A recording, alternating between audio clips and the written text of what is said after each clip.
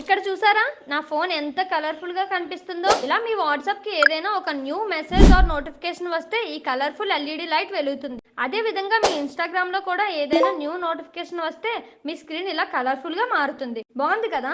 ఇలా మీ మొబైల్లో కూడా సెట్ చేసుకోవాలి అనుకుంటున్నారా? అయితే ఇప్పుడే బయోలో ఉన్న ఫస్ట్ టెలిగ్రామ్ ఛానల్లోకి వెళ్ళి ఏజ్ నోటిఫికేషన్ అని సెర్చ్ చేస్తే అక్కడ ఒక పోస్ట్ కనిపిస్తుంది.